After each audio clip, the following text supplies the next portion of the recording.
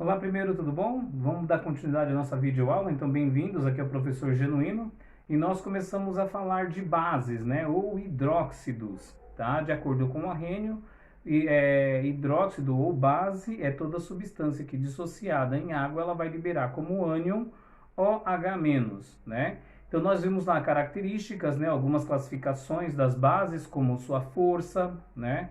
Quais são as bases fortes, quais são as bases fracas. Se a gente pegar a tabela periódica, os elementos da família 1A, eles são bases fortes, né? Família 2A, com exceção do belírio e do magnésio, eles são os demais todos bases fortes, tá?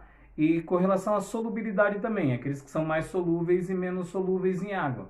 Então, família 1A, família 2A, né, tirando belírio e magnésio, são solúveis em água, tá bom? Força nós falamos, né? Então são bases fortes. E que mais que nós falamos? Falamos forças, falamos solubilidade, falamos também classificação por quantidade de hidroxilo, que seria uma monobase, né? Uma dibase e uma tribase. Ou seja, quando eu tenho uma hidroxila, monobase, duas hidroxilas, dibase, três hidroxilas, tribase, tá? Hidroxila, OH-, tá? Então isso caracteriza a nossa base. Nós vimos os exercícios 1 e 2, nós fizemos juntos, e agora vamos partir então para a correção do exercício 3. Espero que vocês tenham lido, vocês tenham feito, né? E agora vamos corrigir. Eu vou ler o enunciado. O esquema a seguir, que é esse aqui, ó, né? Nós temos aqui uma cuba eletrolítica, né? Ligada a uma lâmpada, tá? Então essa cuba ela vai transmitir aqui as cargas iônicas para poder acender a lâmpada com mais ou menos intensidade, ou até mesmo não acender dependendo da solução, né? O esquema a seguir mostra um aparelho utilizado para testar as forças de eletrolitos ou de eletrólitos, né?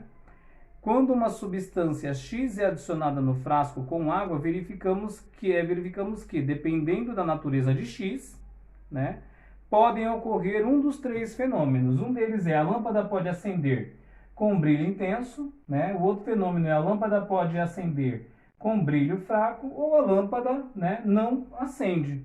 Tá? Então, dependendo do elemento X que eu vou colocar, né, na água, ele pode acontecer um desses três fenômenos.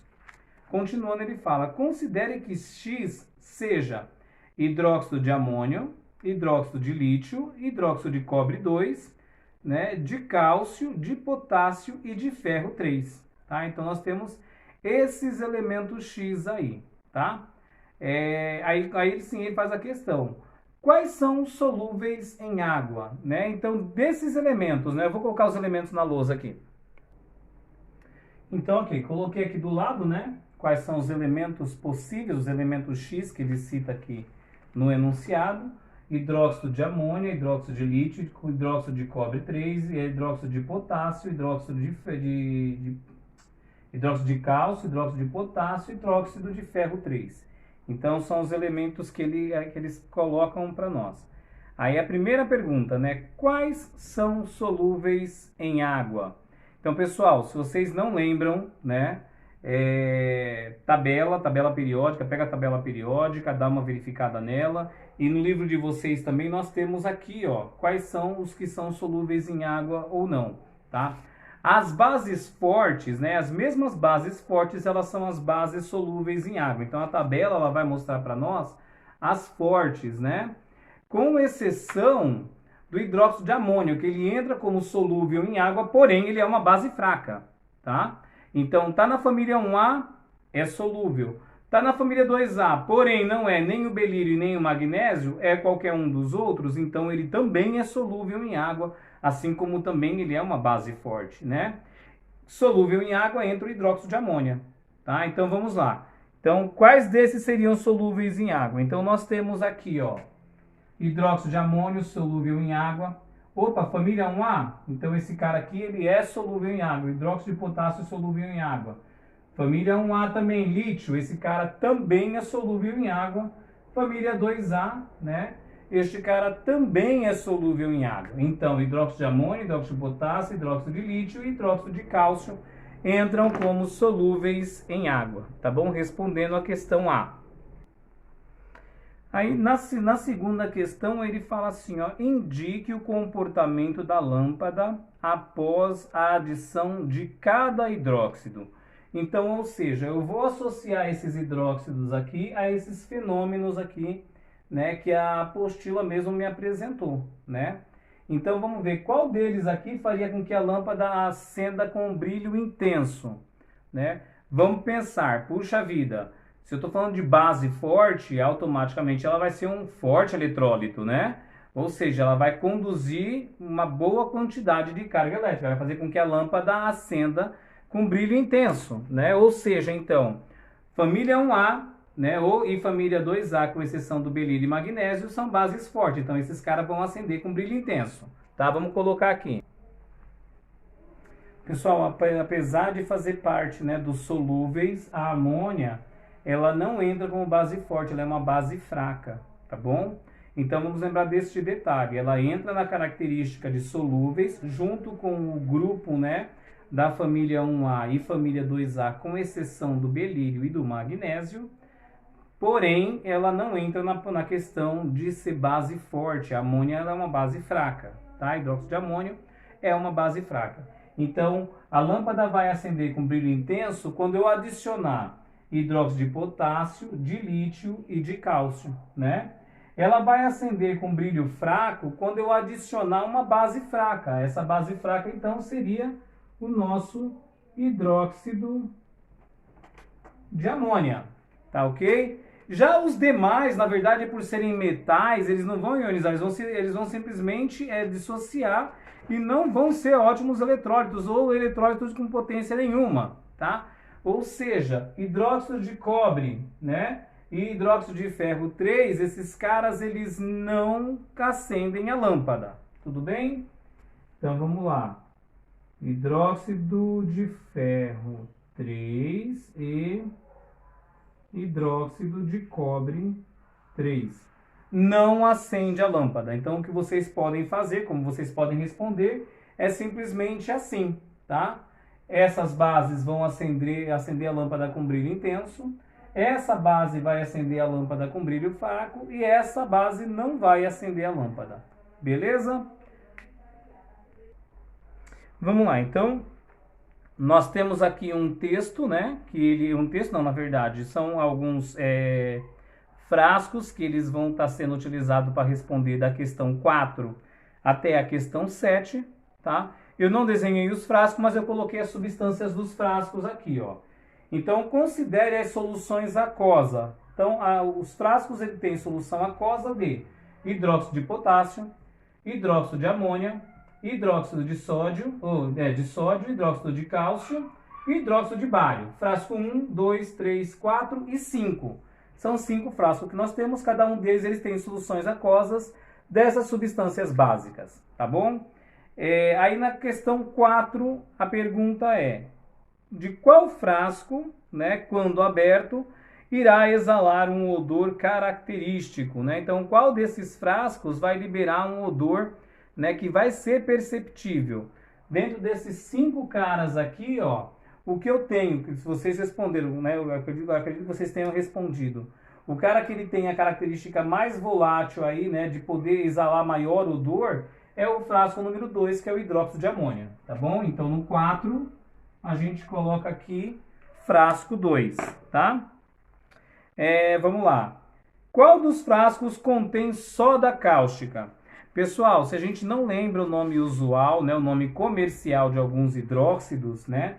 Lembra que eu falei que na tabela nós temos ali, ó, alguns hidróxidos, né? Os nomes dos hidróxidos, como eles são chamados, né?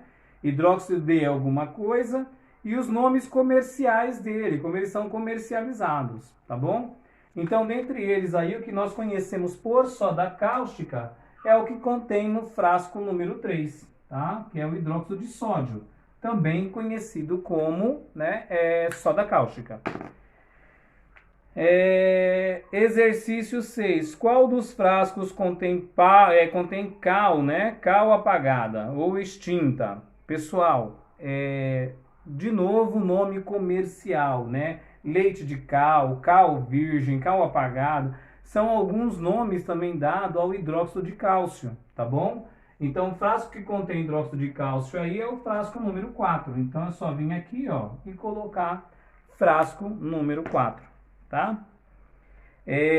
Qual das soluções não aparecerá resíduos sólidos se submetida a um aquecimento após evaporação total da água? Opa, então vamos lá, olha só, nós temos aí algumas substâncias, né? Dentre elas a mais volátil que nós temos é aquela que vai exalar mais odor, tá? Logo, ou seja, o hidróxido de amônio, ele vai exalar mais odor. Se eu aquecê-lo, a tendência, na verdade, é ele, então, como é que eu posso volatilizar totalmente, né? Ele sair do seu estado líquido e totalmente para o seu estado vaporizado. Então, é o cara que não vai deixar resíduo nenhum, tá bom? Então, entra aqui frasco número 2, tá? Com isso, então, nós respondemos aí a questão da 4 até a 7. Vou mudar a lousa e nós retornamos. Ok, então, vamos lá. Exercício 8, né? Atividade 8. Eu esqueci de falar uma página. Estamos na página 220 e 221. Agora na 221, tá bom? Página 221, exercício 8. É um exercício da FATEC, né? Para a gente ler atentamente a seguinte notícia publicada no jornal. Diz assim: os alunos tomam soda cáustica durante a aula e passam mal. 16 alunos de uma escola particular de Sorocaba, interior de São Paulo, foram internados após tomar soda cáustica durante a aula de química. Os alunos, olha, cuidado, viu? Esse é o medo do professor de levar os alunos para o laboratório. Os alunos participavam de um exercício chamado teste de sabor, já haviam provado limão, vinagre, leite de magnésio e insistiram em provar a soda cáustica, produto utilizado na limpeza doméstica. Em pouco tempo, os alunos já começaram a se sentir com os primeiros sintomas, ardência na língua e no estômago, e foram encaminhados ao hospital modelo da cidade. Sobre essa notícia foram feitas as seguintes afirmações. Então, são 3 afirmações. Eu resumi elas e coloquei na lousa, né? Para a gente poder identificar quais delas são afirmações corretas, tá? O produto ingerido pelos alunos, limão, vinagre, leite de magnésia, soda cáustica, são todos ácidos e por isso corrosivos. Então tá aqui, são todos ácidos. Item 2, né? Tanto o leite de magnésia como a soda cáustica são compostos alcalinos, ou seja, também uma outra denominação para base, né? Básicos. Item 3, a soda cáustica é uma base forte. O leite de magnésia é uma base fraca. Isso ajuda a entender porque o leite de magnésia pode ser ingerido e a soda cáustica não, né? Dessas afirmações, né, nós temos que interpretar quais delas estão corretas, tá? Então vamos lá, vamos começar pela primeira, ó. Limão, vinagre, leite de magnésia e soda cáustica são todos ácidos. Isso é uma verdade? Vamos entender, né? Quando a gente estudou sobre ácidos, nós vimos algumas características e uma das que nós falamos inicialmente é que quando tem o sabor azedo, né, ele já caracteriza um ácido, tá? E ainda assim, se a gente não sabe se o limão e o vinagre são ácidos, dá pra gente pelo menos saber que o leite de magnésia e as soda cáusticas, eles são bases, né? Afinal de contas, leite de magnésio, MgOH2, né? E soda cáustica, NaOH. De acordo com Arrhenius, se eu colocar em água, vai dissociar em Na+, e OH-, formando então uma hidroxila. Isso quer dizer, caracteriza a soda cáustica como uma base. Vai caracterizar também, né, o leite de magnésia como uma base. Logo, essa afirmação está errada, né? Então a gente já vê por aí que essa afirmação já não é uma afirmação correta. Leite de magnésia e soda cáusticas são alcalinos. Opa! Alcalinos e bases é a mesma coisa. Quando a gente fala, né, que um composto ele tem alcalinidade, é porque ele tem liberação de hidroxila, ele é uma base. Então essa afirmação aqui, ela está correta, né? NaOH, hidróxido de sódio, é uma base forte e MgOH2 é base fraca, ou seja, hidróxido de magnésia ou leite de magnésio. Soda cáustica é uma base forte? Família 1A, né? Família 1A, toda família 1A é base forte. Então, se formou base com família 1A, então é forte, tá certo, até aqui tá certo.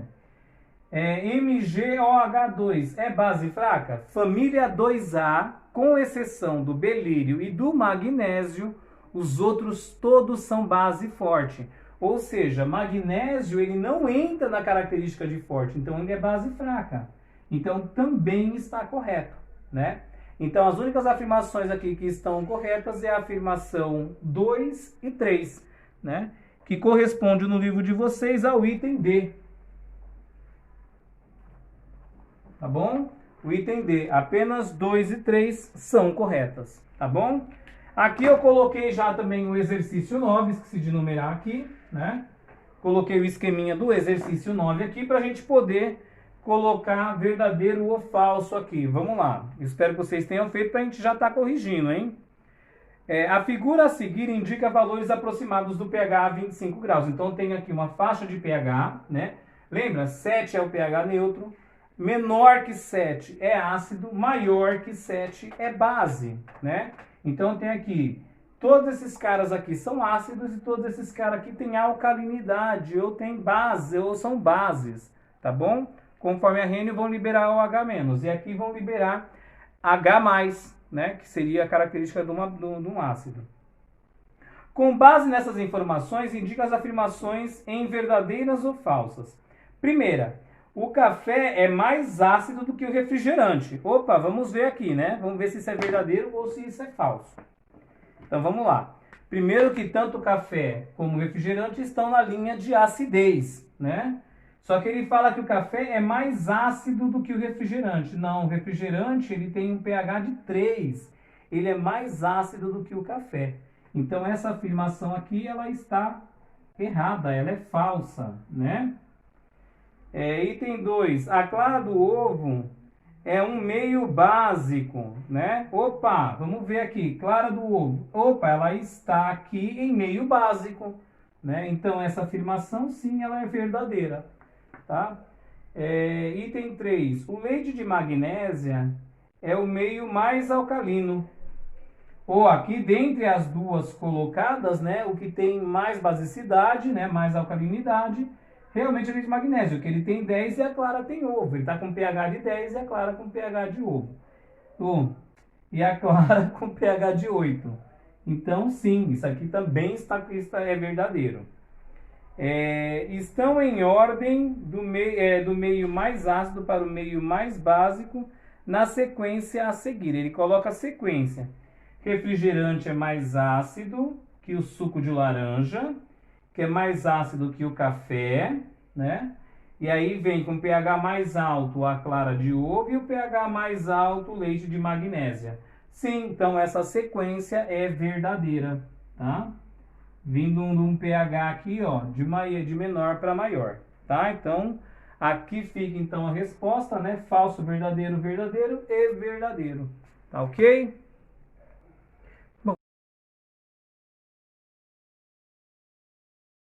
Bom, já falamos de ácido, falamos de base, né? Lembrando do conceito de Arrhenius, né? Arrhenius ele fala que quando a gente submete uma substância, né, em água, quando a gente, na verdade, dissocia ela, e ela libera como cátion, né, o H+, então essa substância ela é um ácido. Se ela liberar como ânion, né, OH-, então essa substância é uma base, tá? Professor, uma substância pode liberar H+ e OH-? Não, porque ou ela é ácida ou ela é básica. Então ela tem que liberar um dos dois, tá bom? E agora quando um cátion é diferente de hidrogênio e um ânion é diferente da hidroxila, o que é, né, esse cara de acordo com Arrhenius, tá bom? Se vocês não lembram, dá uma pausa agora, dá uma pesquisada e retorna, tá bom? Então acredito que vocês tenham pesquisado, tenham, né, verificado lá.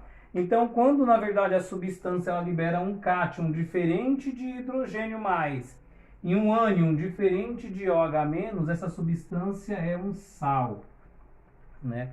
Nós temos equivocadamente, né, a impressão de achar que todo sal é uma substância branca, e não é exatamente assim, tá bom?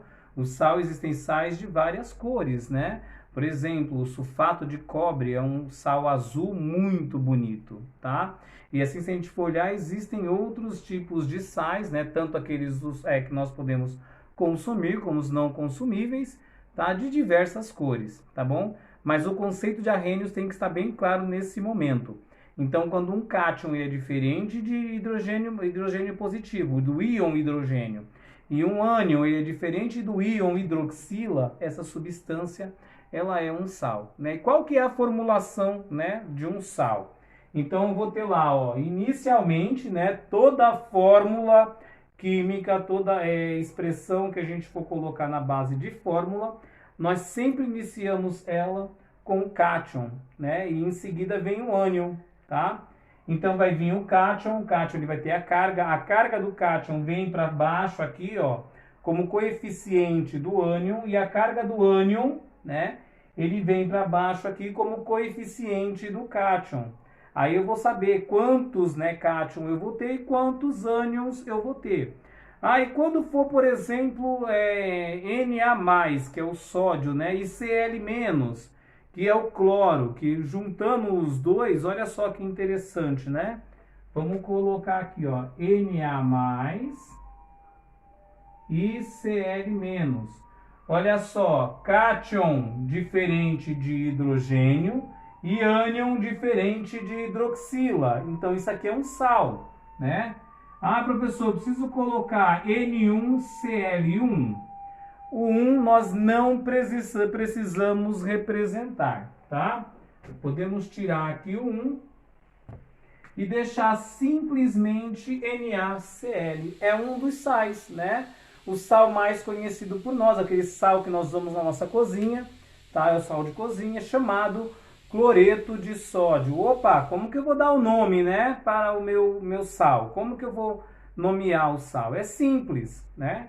Primeiramente, eu coloco o nome do ânion, né, mais D, e posteriormente o nome do cátion. Né? Olha só, cloreto de sódio. Ô professor, mas peraí, isso aqui não é um cloreto, isso aqui é um cloro. Sim, isso aqui é um cloro. Aí nós vamos ter que colocar e adaptar, decorar e sempre lembrar a tabelinha da nomenclatura de ácidos. Por quê? Quando eu tiver um hidrácido, né? Quando eu tiver um hidrácido, ele se juntar com uma base e ele formar um sal, quando for terminologia hídrico, então ele fica eto no final, tá? Olha só então, se isso aqui fosse um H, seria ácido clorídrico, né? Hídrico, então fica eto.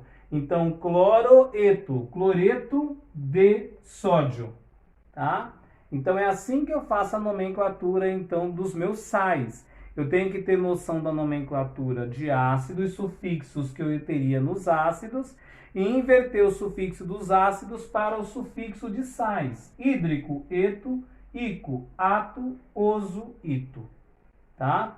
Então, eu vou substituir sempre, tá? Que for, por exemplo, sulfuroso, né? Ácido sulfuroso, de repente eu coloquei lá qualquer substância, o NaSO4, né? SO3, correção. Então, seria um ácido sulfuroso, então passa a ser um, né, sulfito de sódio, tá? Mudou agora é um sal, tá? Se fosse sulfúrico, né, sulfato de sódio, tá?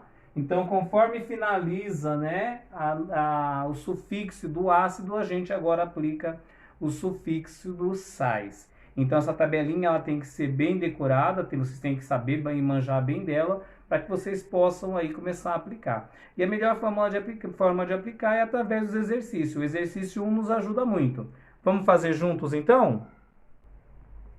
Pessoal, coloquei então aqui, né, parte do exercício 1, né, é um exercício de completar a tabela, no qual nós vamos ter aqui algumas fórmulas e algumas nomenclaturas, né, e eles pedem para a gente nomear apenas os ânions, tá? Lembrando que se nós vamos converter em sais, eu tenho que respeitar então essa tabelinha aqui. Quando finalizar com hídrico, então ele vai se transformar num ânion eto, né? O sufixo do ânion será eto. Quando terminar, né, com ico, o sufixo do ânion será ato. Quando terminar com oso, o sufixo do ânion será ito, tá? Então nós temos aqui alguns ácidos, né, com parte da sua nomenclatura, não tá o inicial ácido aqui. Eu acho que só no início da tabela lá, né, quando a gente tiver, ó, né, nome e fórmula do ácido fluorídrico, ácido clorídrico, ácido iodídrico, ácido cianídrico e assim sucessivamente. Então o ácido está lá em cima. Aí ele pede para a gente colocar nome e fórmula dos ânions, né? Então aqui eu vou converter ele em ânion e eu vou colocar aqui as fórmulas.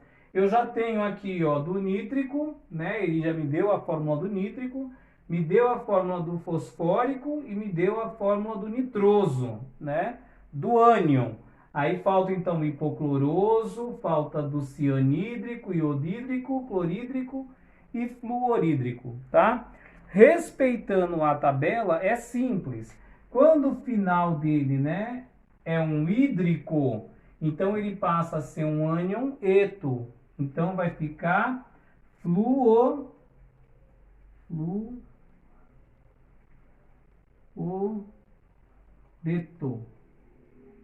Tá? E qual que é o ânion dele? É apenas o F-1, tá bom?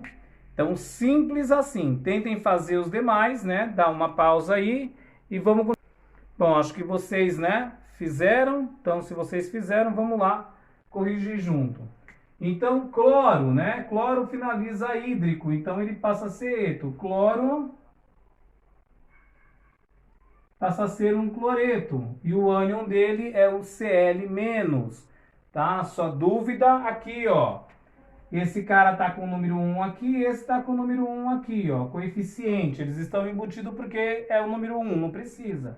Então, quando sobe invertido, ele vai subir como -1, tá bom? Que eu não preciso representar. Ó, iodídrico, né? Iodeto, e aí fica também ali -1, tá? E -1. Opa, cianídrico. Cianeto, né? Vai ficar CN-, -1. Que mais? Opa, agora aqui já mudou, ó. Nitrico. Epa, o ico então passa a ser o quê? Olha só. Ico-ato, né? Então, nitrato, né? E já tá aqui a formulinha dele, né? Fosfórico. Fosfato. Tá? Olha só, né? Facílimo. Que mais? Nitroso. Opa, olha só, ó.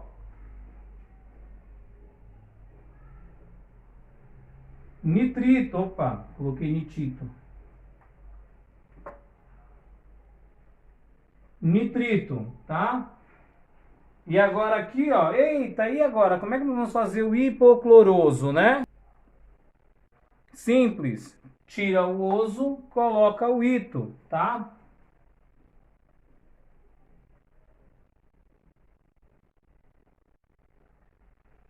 Hipoclorito. Logo, qual que é o ânion dele? Eu tenho um aqui, eu quero esse cara todo aqui como um ânion, né? Então ele vai vir para cá, ó. ClO-.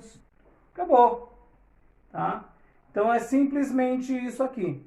Dá uma verificada se nós fizemos iguais, né? Se estiver igual, tudo bem. Se não tiver, dá uma corrigida aí. Pessoal, o exercício 2, então, ó. Considere a tabela do exercício anterior, aquele que nós fizemos juntos, né? E os cátions potássio, que seria o K+, cálcio, que seria o Ca2+, né? E o íon alumínio, que é o Al+3, para escrever as fórmulas dos sais, tá? Então ele coloca ali, ó, letra A, fluoreto de potássio, letra B, cloreto de potássio, letra C, iodeto de alumínio e assim sucessivamente. É apenas ler o nome, né, e escrever a fórmula molecular. Por exemplo, né, o primeiro lá, fluoreto de potássio, tá? Quem que é o cátion? O cátion é o potássio, né? E quem que é o ânion? O ânion é o flúor, fluoreto de potássio, tá? Simplesmente isso, escrever a fórmula, tá bom? Então façam aí e a gente volta para corrigir. Bom, se vocês retornaram é porque vocês concluíram, vamos corrigir. Pessoal, vocês precisam, né, olhar a tabela de cima, ver quais são os ânions para poder completar a fórmula molecular de acordo com a nomenclatura que vocês têm aí. Então vamos lá. Primeiro, né, o letra A, ele fala fluoreto de potássio, tá aqui, ó, KF, né? Letra B, cloreto de cálcio, olha, cálcio família 2A, já fala lá que é o cátion, né? Ca mais 2, então desce 2 para cá, né? Iodeto de alumínio, tá aqui, ó, alumínio, ele tem a carga mais 3, então 3 vem para o iodeto, tá? Cianeto de potássio, opa, cianeto tá lá em cima, é o Cn-, né, menos 1. 1 e 1, então vai ficar KCN, tá? Nitrato de alumínio, tá aqui nitrato de alumínio, ou de cálcio, correção, nitrato de cálcio, o nitrato ele é menos 1, porém ele é NO3 menos 1, tá? Então essa fórmula continua. O Ca tem carga mais 2, então todo esse cara aqui ele entra dentro do conceito de duplicidade. Então ele passa a ser aqui, né, um dissal, ele tem 2 ânions NO3, tá bom? Qual mais? Fosfato de alumínio, tá aqui, olha, fosfato de alumínio. Que mais? O fosfato, se vocês olharem bem lá em cima, o fosfato, né, ele vai ter a carga de menos 3, tá bom? Então não preciso repetir aqui, ó, 3 e 3, tá? São cargas iguais. Nitrito de potássio, olha lá em cima, o nitrito é o N2 potássio. 1 e 1, né, não precisa representar. E o hipoclorito de cálcio, o hipoclorito, né, é o ClO-. Então esse cara aqui é menos 1, 1 vem para cá, e esse cara aqui é mais 2, e o 2 ele engloba todo o nosso ânion, tá bom?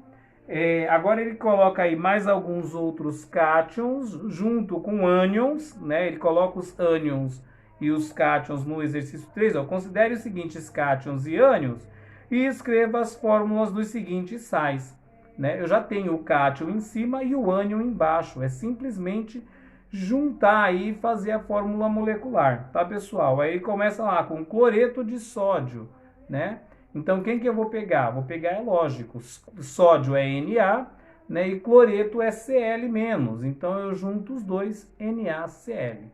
Tá? Façam aí e retornem para nós.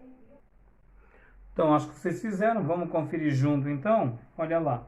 Ele pede para juntar o cloreto e o sódio, formando um cloreto de sódio, né? O fluoreto e o sódio, fluoreto de sódio. O iodeto e o potássio, iodeto de potássio. O nitrato e o sódio, nitrato de sódio. Carbonato de sódio tá aqui, ó, carbonato de sódio. Carbonato de cálcio, né, vem em seguida. Bicarbonato de sódio, sulfato de cálcio, sulfato de bário, né? Sulfato de magnésio, tá aí. Que mais? Fosfato, né, de cálcio, tá aqui. Hipoclorito de sódio, tá aqui, ó, hipoclorito de sódio, tá? E o bicarbonato de amônia. Pessoal, olha só que interessante. A amônia, né, ela vai ser NH4, tá? E o carbonato aqui, ó, o bicarbonato, ele vai ser HC3, HCO3, tá? Então, para que eu não misture o hidrogênio da amônia, né, com o hidrogênio do ânion, eu separo, então, por parênteses, tá bom? Uma situação atípica, para que eu possa entender que esse cara aqui, ó, né, é um único cátion e esse cara todinho aqui é um único ânion, beleza? Então, se o de vocês ficaram igual ao meu, então tá certo, né? Vamos partir para o próximo. Bom, quarto e último exercício, né? Nós temos aí um recipiente no qual eles contêm alguns ânions, né? Cloreto, nitrato e carbonato. E aí ele pede para a gente adicionar esses dois cátions aqui. Então, esses são os ânions e são os possíveis cátions. Então, tá assim, ó. Considere uma solução aquosa contendo os ânions, né? Cl-, CO3-2, NO3-1, né? e adicione a essa solução separadamente o cátion Na+, e o cátion Ca+2, tá bom? Então essa condição, nós vamos adicionar separadamente, tá? Aí ele pede, letra A, escreva as fórmulas e os nomes dos sais que podem ser formados pela adição apenas do sódio, tá?